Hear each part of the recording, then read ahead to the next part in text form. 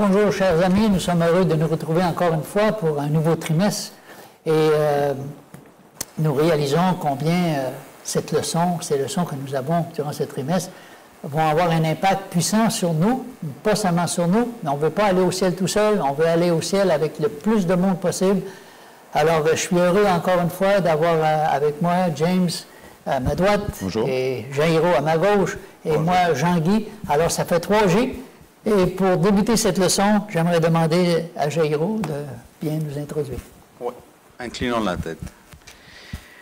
Notre Père, notre Dieu, nous te remercions pour la belle semaine que tu nous accordes. Nous te remercions pour le beau message que tu veux nous partager avec ces leçons. Et nous te demandons que ton Saint-Esprit soit avec nous et aussi avec ceux qui vont écouter ces messages-là par tout le monde. Nous te demandons tout cela au nom de ton Fils Jésus. Amen. Amen. La leçon de cette semaine, c'était la mission de Dieu envers nous. Dans Jean, chapitre 1, le verset 12. Jean, chapitre 1, le verset 12, nous dit ceci. À tous ceux qui l'ont reçu, mais à tous ceux qui l'ont reçu, à ceux qui croient en son nom, elle a donné le pouvoir de devenir enfants de Dieu. Alors, c'est un premier élément qui nous rappelle qu'on est tous des créatures de Dieu, mais que Dieu nous donne l'opportunité de devenir des enfants de Dieu. Et ça se fait par un choix qui vient du cœur, et non pas un choix qui est imposé ou par peur. Alors, pour devenir un enfant de Dieu, évidemment, Dieu doit faire un miracle, c'est-à-dire la transformation, nous donner une nouvelle nature. Maintenant, dans 1 Jean 3, 2, c'est quoi? Pourquoi est-ce que Dieu veut faire une chose semblable? Pourquoi est-ce que Dieu veut qu'on devienne ces créatures? Alors, dans 1 Jean 3, 2... Si tu veux, je peux lire. Le premier chapitre, oui. Toutes choses ont été faites par elle, et rien de ce qui a été fait n'a été fait sans elle. En elle était la vie, et la vie était la lumière des hommes. 1 Jean. 1 Jean. Oh, excusez-moi, moi j'étais dans 1 Jean 3, 2. Bon, ben vas-y, allez-y. 1 Jean 3, 2, qui nous dit ceci. Bien-aimé. Alors, c'est un terme d'amoureux. Dieu est amoureux de ses créatures. Nous sommes maintenant enfants de Dieu. Et ce que nous serons n'a pas encore été manifesté, mais nous savons que lorsque cela sera manifesté, nous serons semblables à lui parce que nous le verrons tel qu'il est.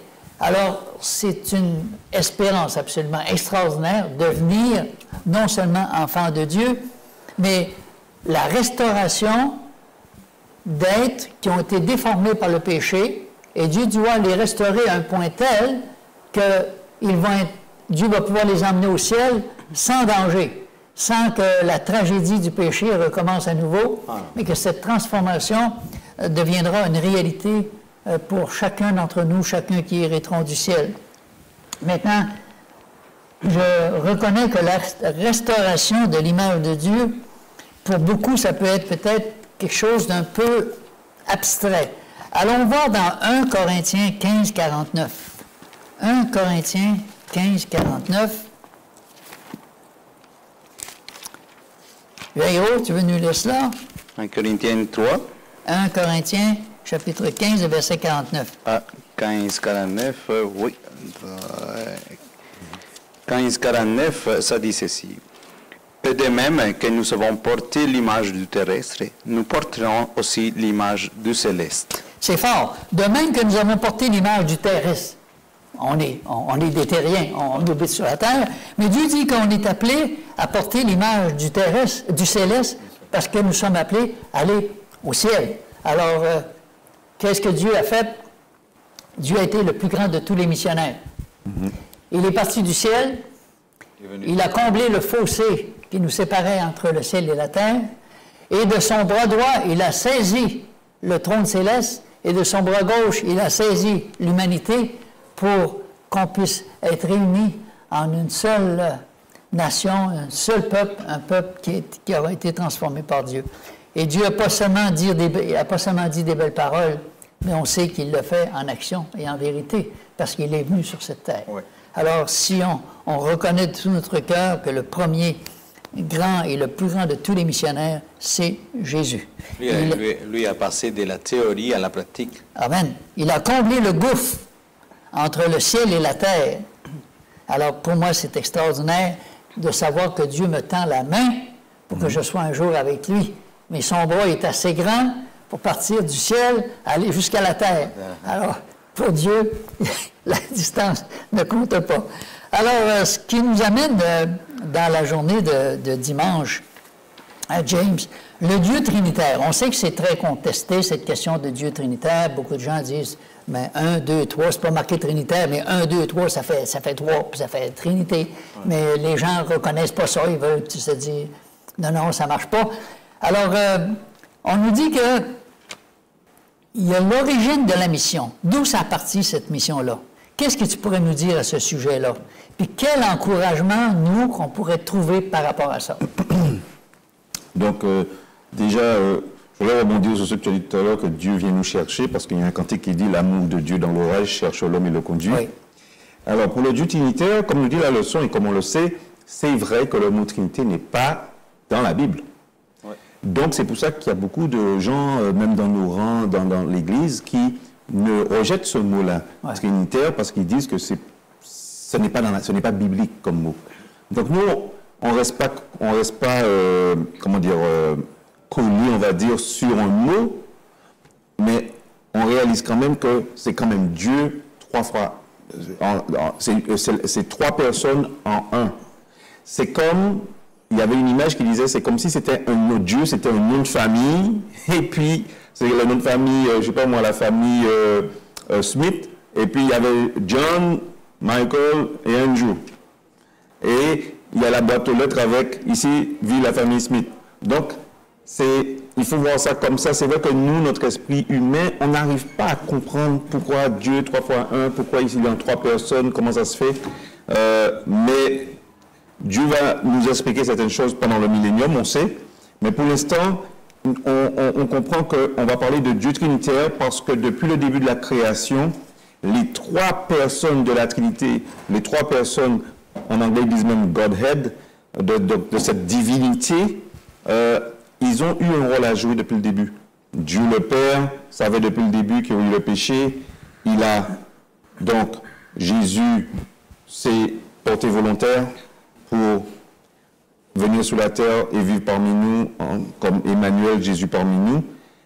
Et après, il y a eu la promesse du Saint-Esprit, comme on va le voir plus loin. Donc, les 3 étaient impliqués. Jésus a participé à la création, comme on voit dans Jean 1, à la création de la terre.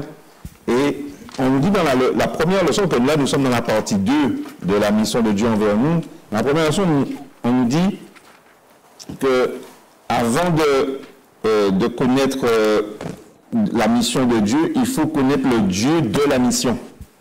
Donc c'est pour ça que c'est important pour nous de connaître c'est qui Dieu, c'est quoi son rôle dans ce trio de divinité, etc. Et c'est ce qu'on va voir avec cette leçon numéro 2, un petit peu plus en profondeur.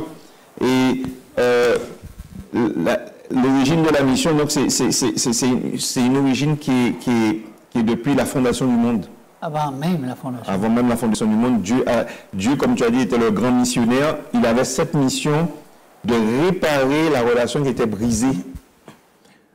Et la seule personne qui a rétabli, qui était le pont entre l'humanité déchue et Dieu, c'était Jésus qui est venu sur la terre, qui n'a jamais péché et qui, depuis la fondation du monde, est l'agneau immolé. Donc, c'est pourquoi Jésus, dans la Bible, nous dit « Je suis le chemin, la vérité et la vie.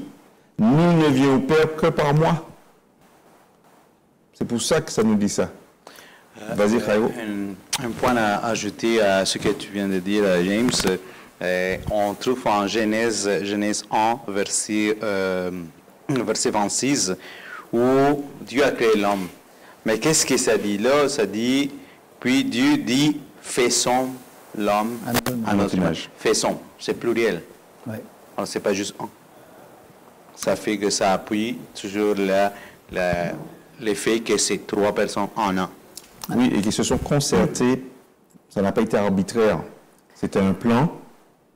Ils étaient 3 et ils ont décidé à 3 le rôle de chacun dans ce plan de la rédemption. Oui. Amen. Et dans la Bible, il y a plusieurs illustrations. Par exemple, si on regarde le bon berger. le bon berger qui est prêt à donner sa vie pour ses brebis, qui va les protéger parce que ces brebis ne peuvent pas se défendre contre un loup, contre un agresseur. Ça dit que le bon berger, il veille tellement sur eux.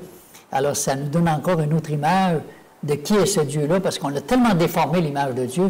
À chaque fois qu'il arrive une catastrophe sur notre planète, qu'est-ce qu'on dit? Act of God. Toujours la faute de Dieu.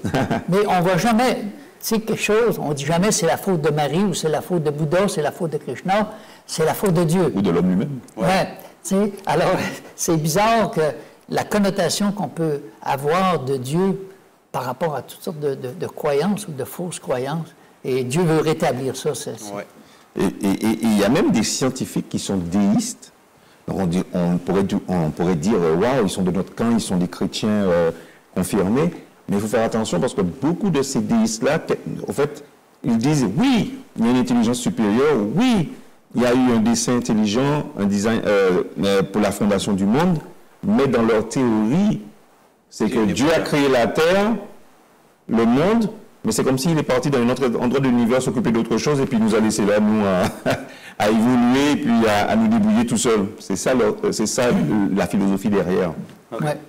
Et puis, il faut se rappeler que dans la mission que Jésus a confiée à ses disciples, à vue humaine, c'est comme si ça ne fait pas de sens. C'est toute l'humanité, tous les gens qui sont impliqués, qui sont sur la planète, qui parlent toutes sortes de langues différentes, et Dieu dit, cette bonne nouvelle, elle doit être prêchée à toute nation, toute tribu, toute langue. Et c'est remarquable de voir que les 4 évangélistes vont mentionner ce détail-là en disant qu'il faut que ce soit fait à toute nation, toute tribu, toute langue. C'est un mandat universel où cet évangile-là doit être proclamé avec une grande force et puis une grande puissance. Alors, ça dit, l'origine de la mission, ça vient de Dieu, bien sûr, mais l'encouragement pourrait être... Il faut que Dieu nous donne quelque chose pour nous encourager, parce que ça pourrait devenir décourageant pour dire, mais comment est-ce qu'on va faire pour atteindre toutes les nations du monde avec toutes ces différentes langues, ces différentes croyances? Donc, on va aborder plus en profondeur aussi dans la leçon, puisque ça parle de ça justement. Mais l'encouragement, c'est que depuis la fondation du monde, il a donné son Fils unique. Après, on peut rester, encore une fois, unique, son Fils. Pourquoi est-ce que Jésus, à un moment, n'existait pas et qu'il a été créé?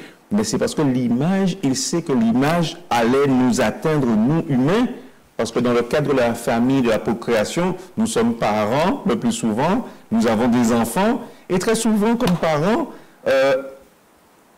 j'entendais un exemple qui disait, si notre fils ou notre fille a un accident, des fois, beaucoup de parents vont dire, ah, ça aurait dû être moi plutôt que lui. Ou bien s'il est malade ou une maladie grave, ça aurait peut-être moins bien. Moi, j'ai déjà vécu, mais pourquoi lui qui est si jeune ou pourquoi elle qui est si jeune? Donc, Dieu sait qu'en tant que parent, même avec notre cœur mauvais, on a cette attitude-là. Donc, c'est pour ça, pour nous, ça serait plus facile de comprendre quand lui a donné son Fils unique. Mais après, ça l'a quand même... C'était Dieu comme choix de faire ce choix-là, de donner son Fils unique. Ouais. C'est un bon point. Je crois qu'on n'arrivera jamais vraiment à saisir tout ce que ça a coûté à Dieu de pouvoir se dépouiller de sa divinité pour prendre cette nature humaine, c'est bien évident. Maintenant, dans la journée de lundi, on parlait de faire des disciples. On dit le centre de la mission, parce que c'est ce qu'on retrouve dans Matthieu. Jésus a dit, faites de toutes les nations des disciples. C'est drôle, il n'a pas dit des membres d'Église. Oui.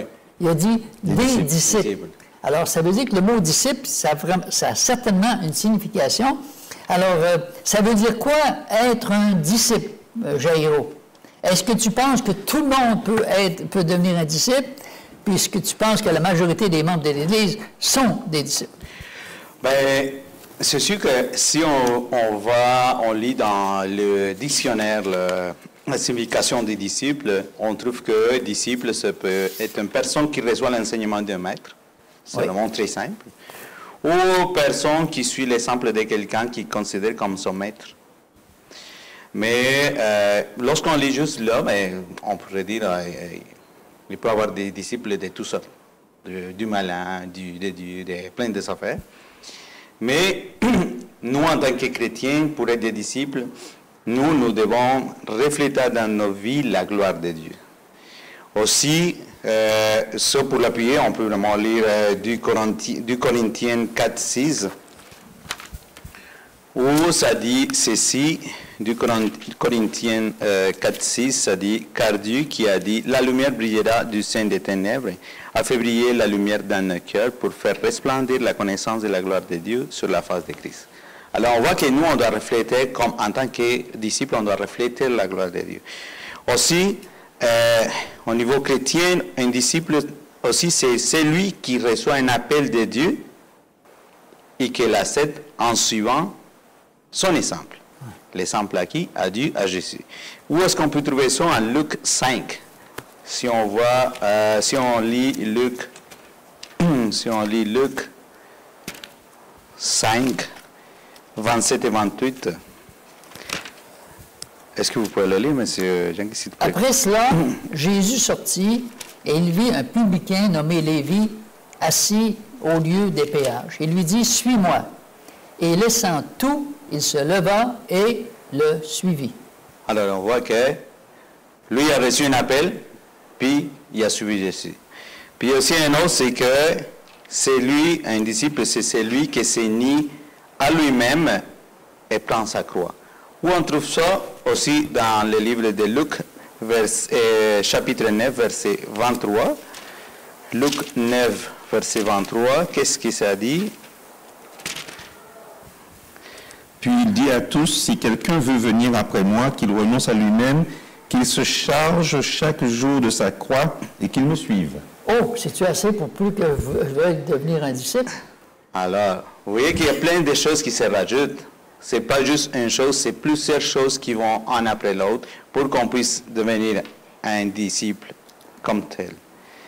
Est-ce que, à la question, est-ce que tous peuvent être des disciples? Oui, mais il y a les mais. Mais c'est que on doit accomplir quand même des choses pour devenir vraiment un disciple, surtout de Dieu. Et pour cela, la question, est-ce que tous ou la majorité, ce sont des disciples? Non. Parce qu'on doit juste le fait de s'unir à lui-même. Oh, pas facile, parce que nous, on a un caractère. On veut faire notre volonté, puis on veut vraiment que les choses se fassent comme moi je veux. Mais c'est laisser à Dieu, c'est laisser à quelqu'un d'autre, c'est pas facile. Cependant, nous, en tant qu'êtres humains, c'est drôle. On ne fait pas confiance à Dieu, que lui, c'est lui notre créateur, c'est lui qui nous tient, qui nous donne la vie. Mais on fait confiance à tous les jours aux gens qu'on ne connaît pas. Et simple, lorsque moi, je vais embarquer dans un avion, je fais confiance au pilote. Je ne le connais pas, je ne sais même pas si lui, c'est un vrai pilote. Parce qu'il y a eu déjà des cas où des gens qui ne sont pas ou n'ont pas été des pilotes, qui prenaient en charge un avion, puis... Ouais. Alors, on fait tellement de confiance aux gens qu'on ne connaît pas ici sur Terre, mais on ne fait pas confiance à Dieu. Bien, ce que tu es en train de dire, c'est disciple du Christ, c'est d'apprendre de Jésus, d'avoir la connaissance de Jésus, puis de suivre Jésus. Et je me rappellerai toujours d'un foyer où j'étais en train de donner des études bibliques. Le monsieur était vraiment intéressé, puis il lisait la Bible. Puis son épouse, elle, n'avait pas d'intérêt pour ça. Puis un jour, elle m'a dit que j'étais en train de briser leur couple, puis qu'elle était fâchée après moi, puis elle disait qu'elle me détestait. Puis je dis, mais pourquoi? Elle dit, est-ce que vous trouvez que votre mari est plus méchant? Non, non. Elle dit, trouvez-vous qu'il est gentil? Oh oui, elle dit, il est gentil, il est bien gentil, il n'y a pas de problème. Mais elle dit, c'est pas ça. Elle dit, moi, j'aime ça, aller d'un bar, puis danser, puis elle dit que mon mari, puis elle dit, prendre un verre, elle dit, c'est ma vie, ça. Puis elle dit, il ne veut plus faire ça. Fait que, tu vois, ça peut perturber une personne et on a l'impression qu'on est en train de délaisser quelque chose de bon, alors qu'en réalité, c'est pas dans les bars qu'on peut trouver les meilleures conversations et les valeurs ne sont pas véhiculées dans les bars non plus. Puis on sait que l'alcool, ça gèle les neurones. En fait, elle était contente dans son ignorance. Ouais. C'est ça. Mais surtout que ça, c'est comme le bonheur temporaire. Ouais. C'est pas permanent, c'est quelque chose de très court. C'est juste la soirée, c'est fini la soirée, après ça, le lendemain, si on a pris beaucoup de vin ou de l'alcool, on a mal à la tête, puis tout ça. Ouais. C'est des choses qu'on change, des choses éternelles pour quelque chose. Amen. Si on connaît Jésus, puis on aime Jésus, avec Dieu, c'est lui qui a la puissance, puis il va faire cette transformation-là dont on a tant besoin. Est-ce que tu avais pas mal terminé pour ça? Non, okay. C'est bien. Maintenant, James, je me tourne encore vers toi. On parle de l'Évangile éternel. C'est la première fois que ce thème-là est mentionné. Et on parle de la bonne nouvelle de la grâce. Pourquoi est-ce qu'on appelle ça l'Évangile éternel? Et pourquoi est-ce que l'Évangile éternel est au centre de l'idée du jugement? Est-ce que tu pourrais nous éclairer là-dessus? Alors, je vais tenter avec votre aide de répondre à la question. Donc déjà, on va essayer de lire Apocalypse 14, versets 6 à 7. Oui. Je vis un autre ange qui volait par le milieu du ciel, ayant un évangile éternel. Donc, pour l'annoncer aux habitants de la terre, à toute nation, à toute tribu, à toute langue et à tout peuple, il disait d'une voix forte, craignez Dieu et donnez-lui gloire, car l'heure de son jugement est venue, et adorez celui qui a fait le ciel, et la terre, et la mer, et les sources d'eau. Ce qui nous ramène, cette dernière partie, à la Genèse. Celui qui a fait la terre, le ciel, la mer. Donc, déjà, il faut comprendre le mot évangile, c'est la bonne nouvelle. Ça vient de évangélios en grec, donc c'est la bonne nouvelle qu'on amène, etc. Éternel, ça veut dire quoi? Qui n'a pas de fin. Et des fois même qui n'a pas de commencement. Donc, quand on relie les deux mots, c'est une bonne nouvelle qui ne finit jamais. Qui est là depuis longtemps et qui sera là. Donc, c'est parce que, justement, comme on disait tout à l'heure, le plan de la rédemption, le plan du salut, la réparation de la relation entre la divinité et l'humanité, c'est un plan qui a été fait depuis avant la création du monde. Donc, ça n'a pas été fait, oups, elle va pécher, et c'est maintenant qu'on va mettre en place un plan de récupération de cette relation ou de cette terre. Ça avait été fait bien avant que Satan ne pêche. Donc, c'est de là que vient ce mot évangile éternel. La leçon nous dit que c'est la seule occasion de toutes les Écritures où les mots éternel et évangile sont associés. L'évangile est la bonne nouvelle de la grâce donnée à tous à travers Jésus-Christ.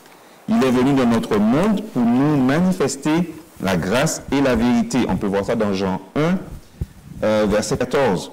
Il a vécu, donc on sait que Jésus a vécu une vie sans péché. Il a été tenté, comme nous, dans la chair. Mais il a réussi à ne pas pécher et il nous donne cette force. Et il est mort sur la croix en sacrifice substitutif pour porter la sanction qu'exigeaient nos péchés. Donc c'est pour ça que cette bonne nouvelle, qui est aussi la nouvelle de son retour, puisque nous savons que le peuple juif, qui est le peuple qu'il avait choisi justement pour annoncer la bonne nouvelle de la venue du Messie, ne l'a pas reconnu comme Messie. Et eux, ils attendent encore le Messie. Mais nous, qui sommes les païens ou ceux qui étaient en dehors du peuple choisi à l'époque de Paul et des disciples, nous, on sait qu'il est venu, que Christ était le Messie, qu'il est ressuscité. Et là maintenant, la bonne nouvelle, c'est annoncer son retour. Pour pouvoir que ce monde... Parce que lui, cet évangile éternel, il va le porter jusqu'à ce que la mission soit terminée. Ouais. Mais elle sera terminée que quand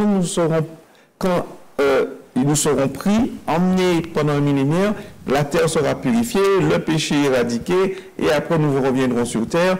Il va toujours rester avec nous. On nous dit que même les marques ne disparaîtront pas. Et de tout l'univers, il va choisir notre petite terre comme étant le siège, on va dire, entre guillemets, de l'univers. Parce que nous aurons été le seul monde à avoir souffert, mais aussi à avoir fait que la divinité soit sortie de son royaume céleste pour venir habiter parmi nous. En plus, le seul peuple qui a péché. Oui. Donc, je ne sais pas si Jean-Guy ou Rayo, vous vouliez ajouter quelque chose pour la première question. Moi, quand je pense à ça, je me dis, tu sais, on a annoncé la venue de Jésus à partir de la Genèse, que Jésus allait venir un jour. Jésus est venu. Est-ce que la venue de Jésus, c'était suffisant? Non. Jésus est mort. Est-ce que la mort de Jésus, c'était suffisant? Non. Non. Jésus, il dit maintenant qu'il est ressuscité. Est-ce que c'est suffisant? Non. Non. Maintenant, on nous dit que Jésus doit revenir. Parce que pour mettre un terme à tout cela, il y a une démonstration qui va être faite que Dieu a toujours eu des enfants qui l'ont aimé, qui étaient fidèles. Et Dieu ne fera pas d'erreur. Dieu nous dit très bien qu'on doit se méfier d'un ennemi qui a réussi à foutre le bordel au ciel et qui fait la même chose sur la terre, et qu'on doit éviter ça. Alors moi, j'avais juste un passage pendant que tu disais ça, ça m'inspirait, à partir, chapitre Apocalypse 14, à partir du verset 9. Un autre ange, un troisième ange, les suivit en disant d'une voix forte, « Si quelqu'un adore la bête et son image, et reçoit une marque sur son front ou sur sa main, il boira lui aussi du vin de la fureur de Dieu, versé sans mélange dans la coupe de sa colère.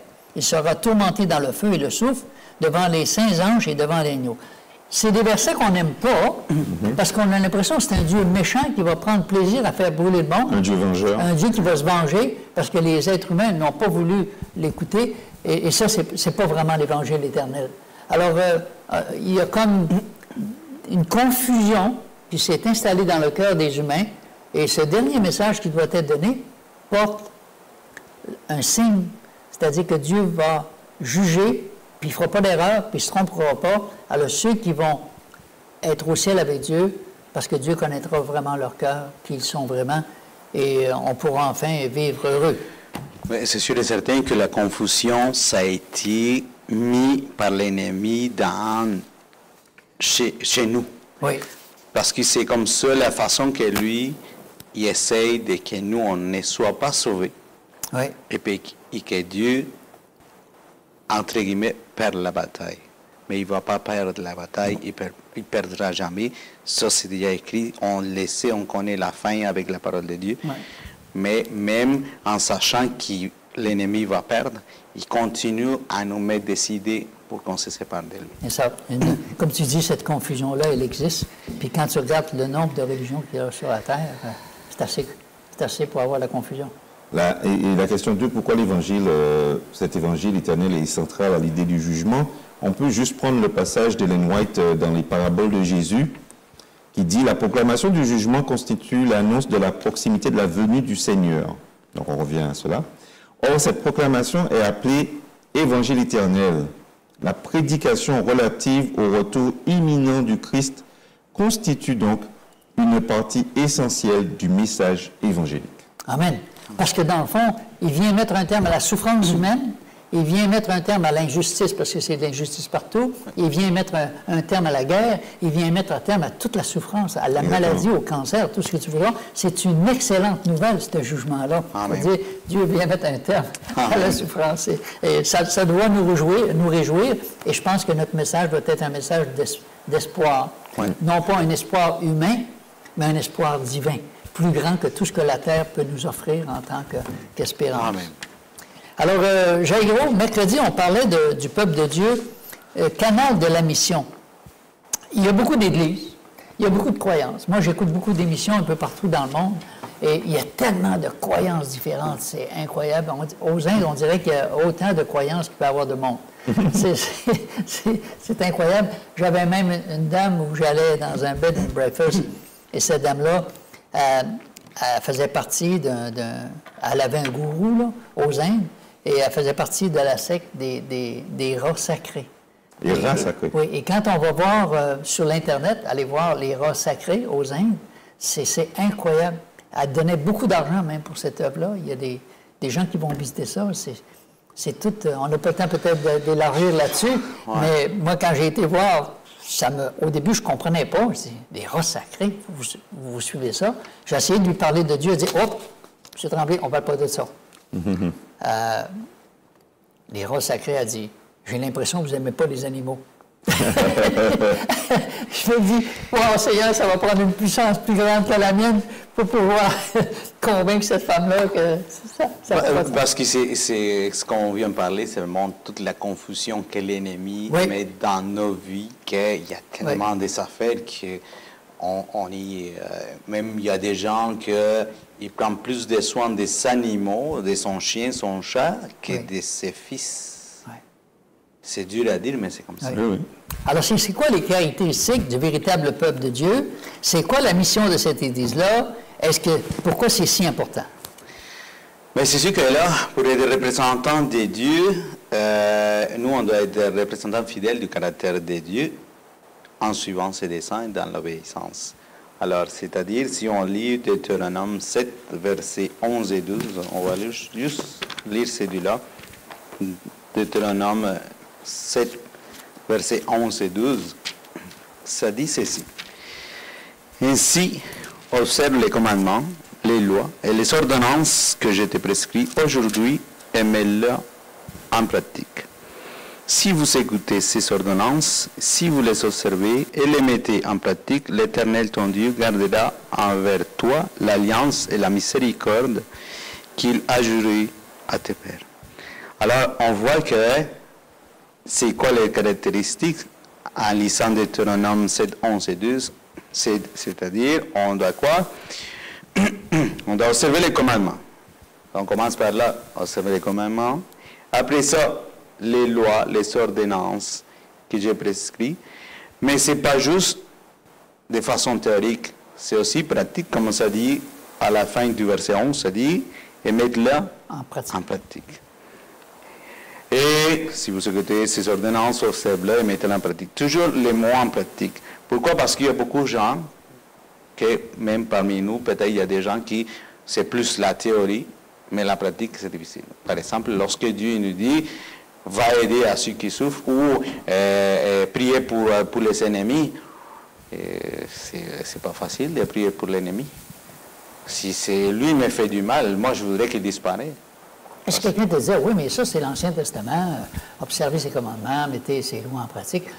À quelle place dans le Nouveau Testament qu'on peut retrouver les mêmes éléments qu'on vient juste de lire pour montrer que Dieu, il n'y a pas un Dieu de l'Ancien puis un Dieu du Nouveau, mais c'est le même Dieu, c'est un évangile éternel, ça ne change pas, c'est toujours...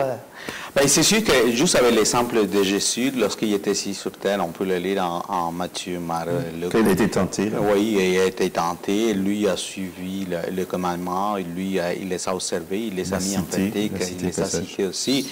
Mais si vous avez un verset en spécial...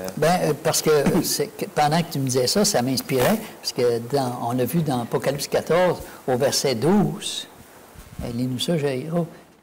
Chapitre 14, le verset Apocalypse 14, le verset 12. Par rapport à ce que c'est qu'on vient de lire dans Deutéronome, on retrouve exactement le même élément. Oui.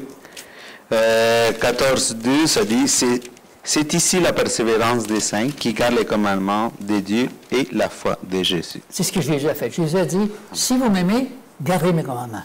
Et on sait que l'ennemi va s'attaquer aux commandements de Dieu. Il va y avoir une falsification des commandements de Dieu.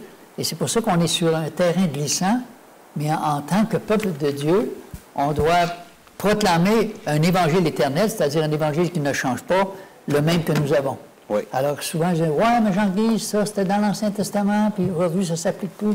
On va aller voir le Nouveau, qu'est-ce que le Nouveau dit?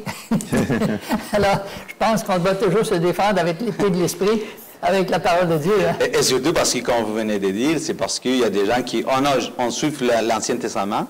Il y a d'autres qui vont, oh non, le Nouveau Testament.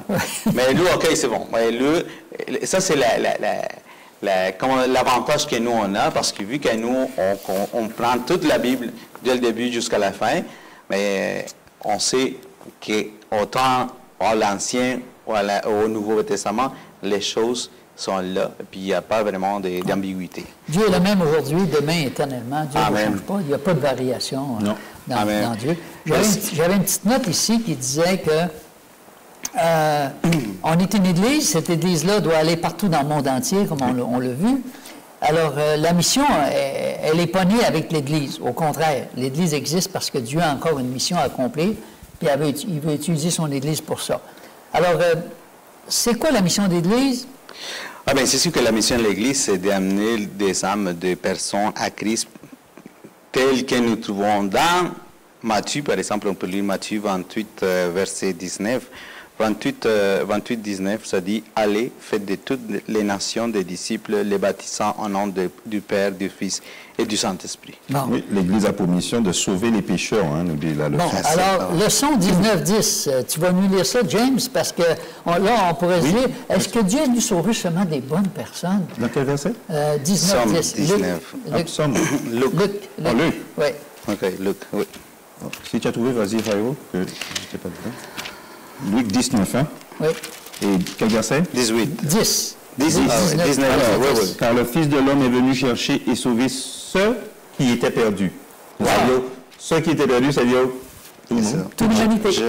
Toute l'humanité a été enfermée dans le péché à cause d'Adam. Oui. Et Jésus est devenu le second Adam.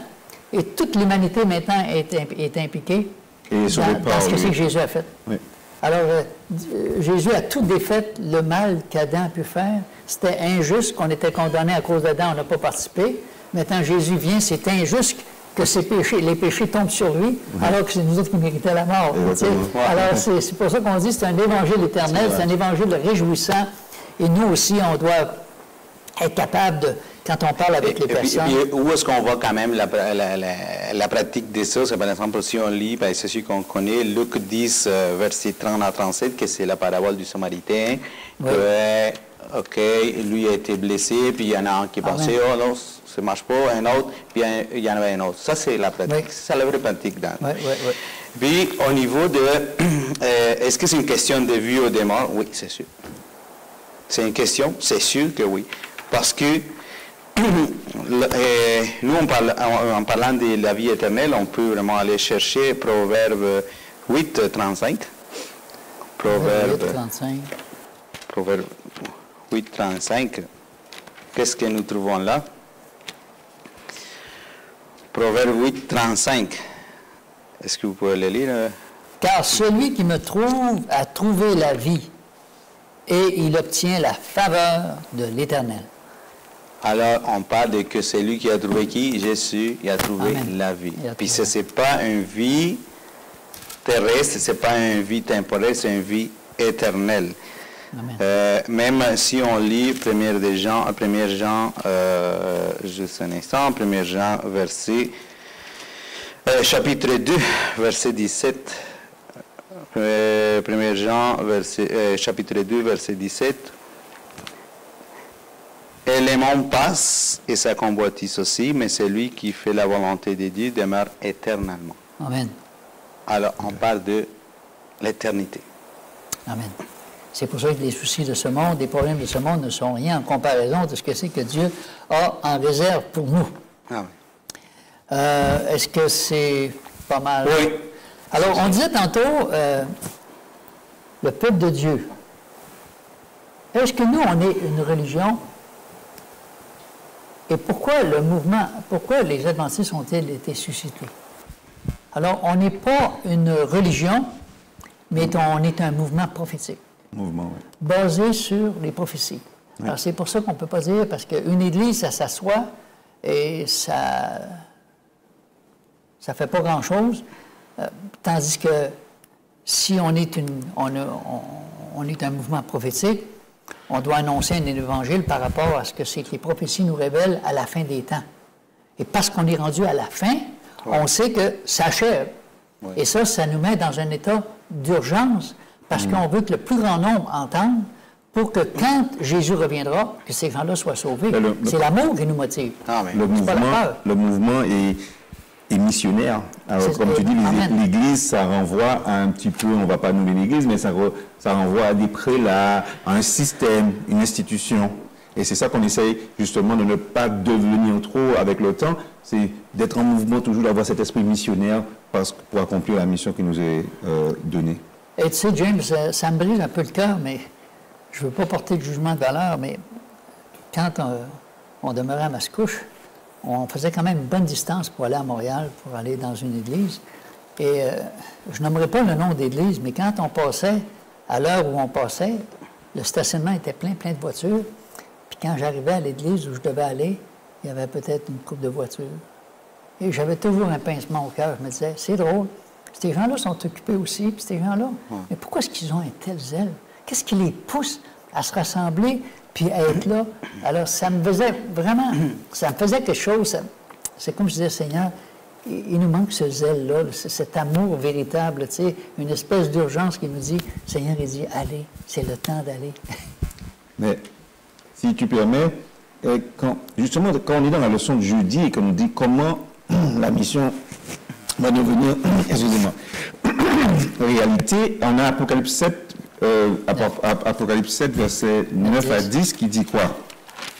Après cela, je regardais, et voici, il y avait une grande foule que personne ne pouvait compter, de toute nation, de toute tribu, de tout peuple, de toute langue. Ils se tenaient devant le trône de l'agneau avec des palmes à la main et des robes blanches. Et ils criaient d'une voix forte en disant, le salut est à notre Dieu qui est assis sur le trône et à l'agneau. Pourquoi c'est une réalité pour nous dans l'Église? C'est parce que, même à l'époque d'Ellen White, elle pourrait ne pas dire, oh oui, ça sera difficile quand même, comment on va faire? Mais déjà à l'époque de Jésus, ils avaient la mission, Paul il est parti bien loin quand même du monde antique, mais c'était un bateau, ils se sont retrouvés dans une galère romaine. À l'époque d'Ellen White, quand il y a qui a été cité, quand le mouvement adventiste a démarré, heureusement on avait l'imprimerie. Donc à l'époque d'Ellen White, ils étaient capables d'imprimer leurs magazines, des pamphlets, des livres, mais il fallait se déplacer à cheval, en calèche, ou en bateau, comme quand il allait en Australie, ou que John Andrews est allé en Europe avec ses enfants pour devenir le premier missionnaire adventiste en Europe. Mais après, on sait qu'il y a eu plein de missionnaires partout en Afrique, en Asie, Amen. Bref. L'époque a fait que Dieu a permis que, petit à petit, on a vu que ça allait, avec la technologie qui avançait, la révolution industrielle et l'avancée des choses technologiques, on a eu la radio, qui nous a permis d'atteindre avec les ondes hertziennes, elles font que rebondir, donc on peut atteindre des gens bien loin, surtout les ondes courtes, si je ne me trompe pas. On a eu la radio, donc on a Adventist World Radio, qui fait un travail énorme. On a eu l'avion, qui nous permet d'aller dans les endroits reculés, mais qui nous permet aussi de nous déplacer loin. On a eu toujours le bateau aussi, qui se dépasse plus vite qu'à l'époque d'Ellen White. Et maintenant, quand on pensait qu'on avait tout, depuis une trentaine d'années, on a quoi? On a l'Internet, que même quand nous avons des dictatures ou des pays comme Israël qui empêchent les missionnaires de rentrer avec des Bibles et des cantiques, les pays comme l'Arabie Saoudite qui sont très fermés, ou des pays musulmans, le monde musulman ou hindou en Inde, où il y a des chrétiens mais ils sont persécutés, eh bien, l'évangile rentre quand même à travers quoi? Tout le monde a un portable dans ces pays-là, même en Iran. Eh bien, avec l'Internet, on peut faire, malgré la censure, on arrive à faire le message parvenir à ces gens-là pour que toute tribu, toute nation soit atteinte. Oui. Tant qu'on avait uniquement l'imprimerie, c'est sûr ça a eu un impact puissant. Mais maintenant, comme tu dis, avec l'Internet, n'importe quelle nouvelle, en une demi-heure, le monde entier, ça peut faire le tour de la Terre. Ouais. Tout le monde va savoir. Alors, ce qui m'encourage dans ce que c'est que tu as lu tantôt, ça dit après cela, il y avait une grande foule. Oui. Merci Seigneur, il y avait une grande foule. Oui. Et je ne sais pas c'est quoi, jusqu'au bout du monde, si c'est ici au Canada, parce qu'on n'est pas loin au Québec, on n'est pas loin des glaces, là. Du monde entier. Puis, ça vous a atteint aussi dans vos pays. Alors, on s'aperçoit que Dieu n'est pas limité, que le travail se fait et que nous avons le privilège de pouvoir y participer. Pas du tout, pas du tout. Et surtout, il y a une chose aussi, moi, je me suis fait poser aussi la même question que vous, M. Jean-Guy, lorsque des fois on passe devant d'autres églises, puis on les voit qui sont pleins, puis tout ça, puis on se dit, Seigneur, mais pourquoi cette église-là sont pleines, puis tout ça. Mais là, à un moment donné, lorsqu'on réfléchit, puis des fois on connaît des gens qui vont à certaines églises, on voit que l'ennemi, il est vraiment très sage de, admettons, OK, on va créer une nouvelle église, mais cette église-là, au lieu de la faire suivre la parole de Dieu, on va faire que l'église suive les sentiments, ce que les gens aiment. Alors, par exemple, si les gens aiment danser, puis tout ça, on va faire un culte en dansant, parce que c'est ça, et puis on va attirer des gens. Et les gens aiment telle musique, on va faire une musique dans l'église avec la parole de Dieu. Et que c'est toutes des choses que ça sert pour que l'ennemi puisse attirer plus de gens. Mais c'est pour cela que lorsqu'on parle de la vérité, puis qu'on parle de la parole de Dieu, il n'y en a pas beaucoup. Mais quand vous venez de dire, à la fin, il va y avoir une foule. Puis surtout, les vrais fidèles à Dieu, qui sont un peu partout, ils vont sortir de là et puis ils vont joindre Jésus. Maintenant, vous êtes de pays différents du nôtre ici au Québec. Qu'est-ce que vous pensez que les gens pensent de nous en tant qu'adventistes ici, là, à Saint-Georges, là où nous sommes? Bien, déjà, justement, ça répond à une question qu'on avait. C'était, est-ce qu'on a la certitude de participer à cette mission? Est-ce que Dieu nous a mis là où nous vivons par hasard? C'est vrai que moi, j'étais à Gatineau, mais bon, à Montréal, il y a plein d'églises. Mais en même temps, vivre au Québec, justement pour nous, des communautés, on réalise que des 8000 adventistes, quand même près de 7700 sont de nos communautés. que ce soit antillaises, martiniquaises, haïtiennes, mais plus haïtiennes ici, jamaïcaines quand on va sur Montréal, et puis latino, philippines, roumaines même, les roumains, mais de Québécois de pure souche, comme on dit, il y en a peut-être 500 à peu près. Donc est-ce que Dieu nous a mis là? Est-ce qu'il y a une mission à faire? Et il y a les Juifs qui vivent à Montréal et puis au Québec. Il y a les gens d'origine musulmane maintenant qui sont ici. Donc il y a une mission à faire parce que c'est concentrique. Ça commence par la famille, mais après il y a la mission avec nos proches, les collègues, et après c'est concentrique au fait. Donc il faut qu'on réalise ça. Et les gens pensent de nous croire. Ils pensent que nous sommes sectaires des fois. Dans le monde actuel, on est un peu sectaire, on est un peu entre nous, et qu'on est élitiste ou même alarmiste. On voit qu'il y a une catastrophe, on dit ouais, c'est le retour de Dieu qui arrive, et puis les gens disent non, c'est pas vraiment ça, c'est le réchauffement climatique, mais on peut fixer ça.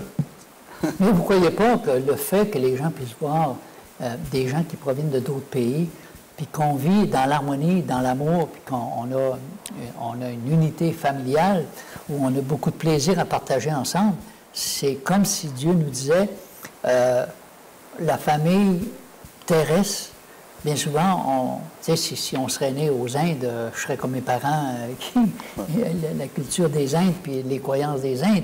Mais quand on vient à Dieu, c'est plus une question de parenté proche, c'est la parenté avec Dieu qui fait que tout devient un peu différent. Et si on pense ici au Québec, là où on est, ici à Saint-Georges, on a l'école qui a un impact, qui commence à être connu partout. On a plein d'études qui ont été faites. Pasteur Scalier, j'ai des petites cartes ici que je donne souvent aux gens où tu as toutes les études. On peut participer, puis les gens disent écoutez ça, vous me direz qu'est-ce que vous en voulez. Il y a des milliers de tragédies des siècles qui ont été distribués. On a fait des cours sur la nutrition, des cours sur le stress, des cours sur l'anxiété. On a eu toutes sortes de choses pour essayer de nous impliquer dans la communauté, mais je crois qu'il y a toujours moyen de faire plus. Et puis de mener par l'exemple aussi, comme tu dis, notre comportement, les gens nous regardent, ils nous observent sans qu'on le sache. C'est sûr et certain parce que, par exemple, juste le fait, lorsque nous sommes enfants, ils parlent avec des gens qui ne sont pas de l'Église, à l'extérieur, et puis que les gens, ils voient qu'il y a une différence entre cet enfant-là. Par exemple, le fait que l'enfant, il parle, admettons, madame, monsieur, s'il te plaît, il parle d'une façon très polie, qui disent, cet enfant-là, il vient d'où, là? Parce que ça, c'est... Et puis, on s'est fait poser la question, votre enfant, il va à quelle école? Là, il va dans une petite école, puis tout ça, mais ils sont étonnés de voir qu'il y a une différence. La façon qu'il répond. Puis c'est pas seulement parce que c'est des enfants qui viennent de l'extérieur, qui sont des étrangers, sont vraiment des enfants qui grandissent ici, mais qui ont une Le témoignage personnel est très important parce que partout où on va laisser notre marque. Alors, nous sommes rendus déjà à la fin. Je vous remercie beaucoup pour cette participation-là. Je crois qu'on a fait que débuter ce trimestre en sachant que Dieu nous appelle à devenir des disciples et à faire d'autres disciples et que nous devons croire aux promesses que Dieu nous a faites. Amen. Il allait nous équiper pour ça. Tout ce qu'on a à faire, c'est demander, utilise-moi, Seigneur, malgré mes fautes, mes déficiences, et que Dieu va le faire. Alors, si tu veux bien terminer par la prière, James. Oui, d'accord. Merci Seigneur pour ce moment de partage que nous avons pu avoir avec Jean-Guy Rairo.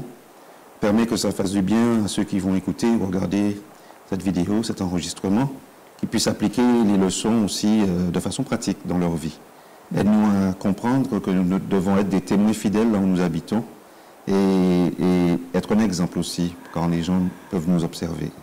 Garde-nous, prends soin de nous. Merci encore pour le Christ que tu as envoyé pour mourir pour nos péchés. Et sois avec nous pour le reste de ce sabbat. Nous t'en prions dans ton Fils Jésus pour ta gloire. Amen. Amen, Seigneur. Alors, bonne semaine, les amis, et puis au plaisir de se retrouver pour une autre émission, en attendant que Dieu vous bénisse et qu'il vous garde et qu'on puisse se préparer pour ce retour de Jésus que nous